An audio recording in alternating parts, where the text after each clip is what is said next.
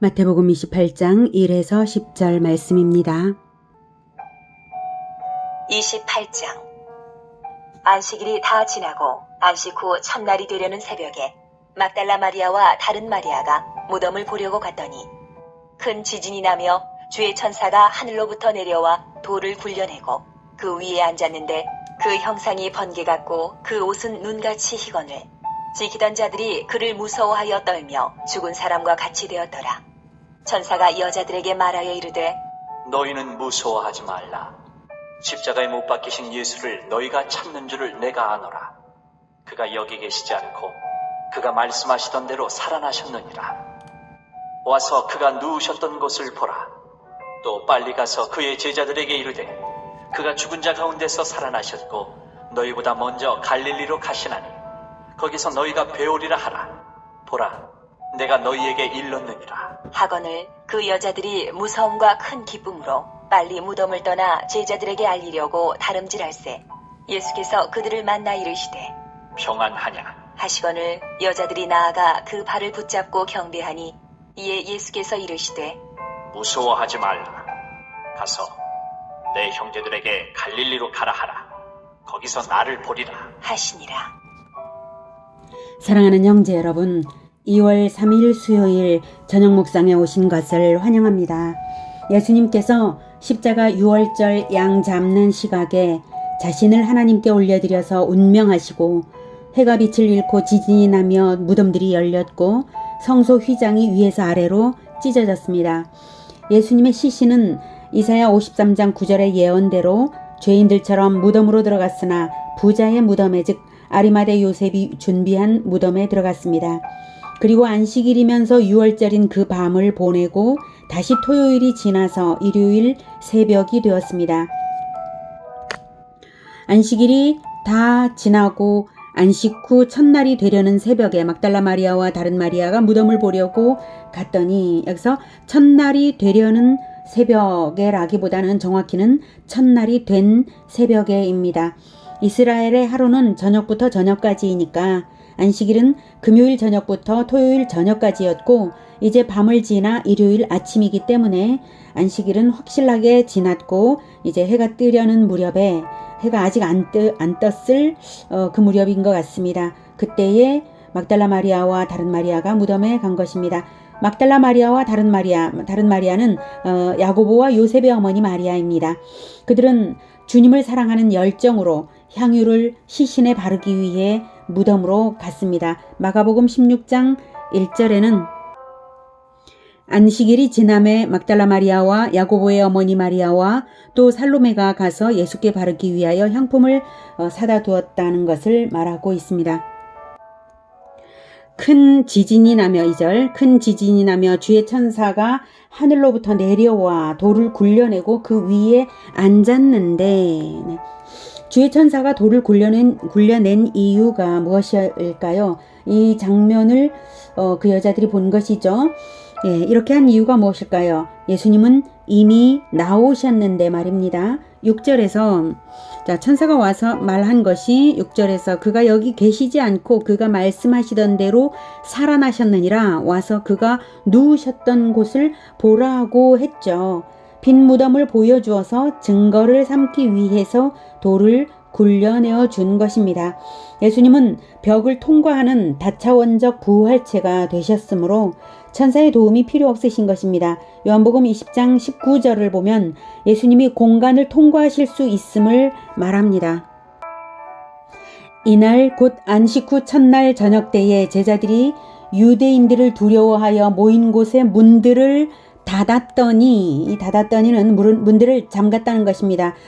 유대인들, 대제사장과 바리새인들, 그들을 너무나 두려워한 거죠. 자기들도 이제 반역죄로 잡아갈까봐 무서워서 문을 다 잠근 것입니다. 그런데 예수께서 오사 가운데 서서, 갑작스럽게 그들이 있는 중앙에 순간 이동처럼 등장하신 것이죠. 이르시되 너희에게 평강이 있을지어다. 이렇게 차원이 다른 몸으로 변화하셨으므로 천사의 도움을 받아야만 무덤을 나오실 수 있었던 것이 아닙니다. 예수님은 이미 먼저 나오신 것입니다. 천사를 본 여자들은 무서워 떨었는데요. 거기는 이미 기절한 사람들이 있었습니다. 3, 4절 그 형상이 번개 같고 그 옷은 눈같이 희건을 지키던 자들이 로마 병사들이죠. 지키던 자들이 그를 무서워하여 떨며 죽은 사람과 같이 되었더라. 네, 혼절내어 있었던 것입니다. 5절 천사가 여자들에게 말하여 이르되 너희는 무서워하지 말라. 십자가에 못 박히신 예수를 너희가 찾는 줄을 내가 아노라. 쓰러진 병사들에게와는 달리 여자들에게는 천사가 너희는 무서워하지 말라 라고 위로합니다. 주님의 제자들은 주님의 부활을 두려워할 자가 아니라 환노하며 기뻐하고 즐거워할 자들이죠. 6절 그가 여기 계시지 않고 그가 말씀하시던 대로 살아나셨느니라. 와서 그가 누우셨던 곳을 보라. 이렇게 이미 무덤을 떠나가신 예수님을 보이기 위해서가 아니라 누우셨던 곳을 보라. 보이기 위해 누우셨던 곳을 보이기 위해 무덤 문을 열어준 것입니다. 그가 말씀하시던 대로 살아나셨느니라. 예수님이 부활 예언은 여러 차례였죠. 마태복음 12장 40절에는 요나가 밤낮 사흘 동안 큰 물고기 뱃속에 있었던 것 같이 인자도 밤낮 사흘 동안 땅속에 있으리라. 예, 밤낮 사흘 동안 땅속에 있다가 일어나신다는 뜻이죠. 부활이 내포된 예언이었습니다. 다음 마태복음 16장 21절에는 이때로부터 예수 그리스도께서 자기가 예루살렘에 올라가 장로들과 대제사장들과 서기관들에게 많은 고난을 받고 죽임을 당하고 제3일에 살아나야 할 것을 제자들에게 비로소 나타내시니 이렇게 제3일에 살아나야 할 것을 정확하게 말씀하셨고요. 마태복음 17장 22, 23절에 갈릴리에 모일 때에 예수께서 제자들에게 이르시되 인자가 장차 사람들의 손에 넘겨져 죽임을 당하고 제3일에 살아나리라. 다시 확실하게 말씀하셨죠. 마태복음 20장 19절에 이방인들에게 넘겨주어 그를 조롱하며 채찍질하며 십자가에 못 박게 할 것이나 제3일에 살아나리라. 이렇게 거듭해서 분명하게 말씀하십니다. 마태복음 26장 31, 32절에는 그때에 예수께서 제자들에게 이르시되 오늘 밤에 너희가 다 나를 버리리라. 기록된 바 내가 목자를 치리니 양의 떼가 흩어지리라 하였느니라. 그러나 내가 살아난 후에 너희보다 먼저 갈릴리로 가리라 라고 라고 말씀을 하셨습니다. 이렇게 여러 차례 말씀하시던 대로 살아나셨다고 천사가 기억을 떠올려 주면서 또 빨리 가서 그의 제자들에게 이르되 그가 죽은 자 가운데서 살아나셨고 너희보다 먼저 갈릴리로 가시나니 거기서 너희가 배우리라 하라. 보라 내가 너희에게 일렀느니라 하거늘 일렀느니라 라고 다시 확실하게 강조하고 있죠. 나 분명히 말했다 이런 뜻으로요. 가서 분명히 알려라 이 뜻이죠. 이렇게 전갈하라는 명령을 하는데 전달할 말은 첫째 주님이 죽은 자 가운데서 살아나셨다. 그리고 둘째 갈릴리에서 너희를 기다리신다. 이 두 가지입니다. 갈릴리는 예수님의 중심 사역지였고 이 제자들도 갈릴리 사람들입니다. 그러기도 하고 부활 후에 이렇게 다시 제자들을 갈릴리로 인도하고 계십니다. 그것은 아마도 예수님께서 중심지인 예루살렘을 떠나 변방이요 이방인들과 많이 섞여 사는 선교적인 지역으로 다시 가게 하시는 것은 아마도 예수님의 선교적 사역의 모범을 따르라는 메시지로 저는 생각합니다. 그리고 거기가 제자와의 활동 중심지였기도 했고요. 8절 그 여자들이 무서움과 큰 기쁨으로 빨리 무덤을 떠나 제자들에게 알리려고 다름질할세. 여자들의 감정은 결코 단순하게 정의할 수 없는 감정으로 충만해 있었을 것입니다. 영적인 존재를 대면한 무서움과 또 경외감이 있었을 것이고 부활 소식에 말할 수 없이 기뻤을 것입니다. 그리고 그것 모두가 엄청난 충격이었을 것입니다.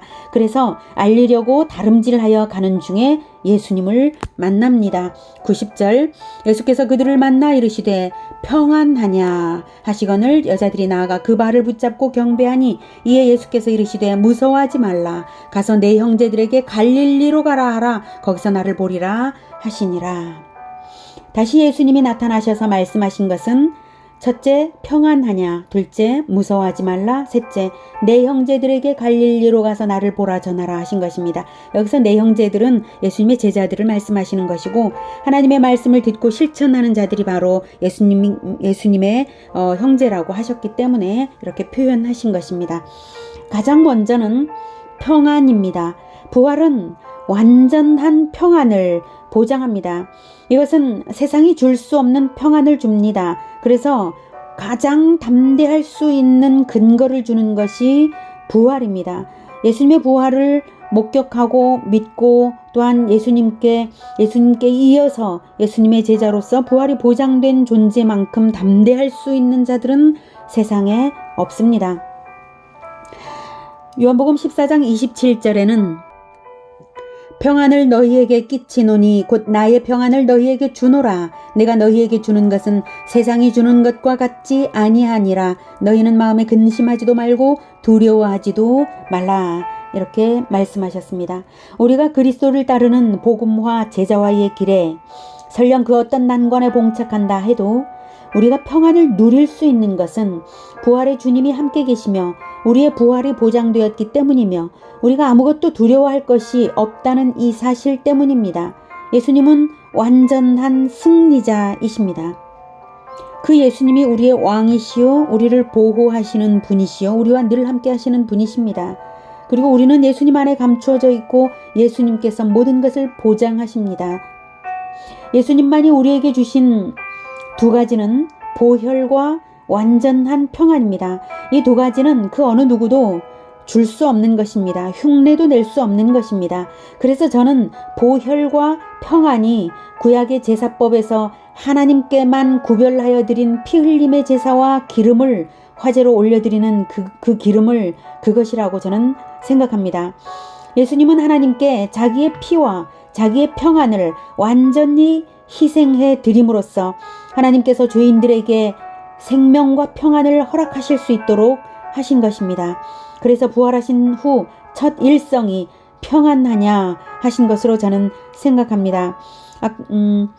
제자들에게 나타나셨을 때도 평강하냐라고 말씀하셨죠. 평강이 있을지어다 라고 하셨죠. 다음은 갈릴리로 가서 나를 보리라 하셨는데요. 갈릴리는 선교와 복음화 제자화의 사역지였습니다. 그곳으로 다시 가면 예수님을 보리라는 것입니다. 우리에게 중요한 힌트를 주시는 것입니다.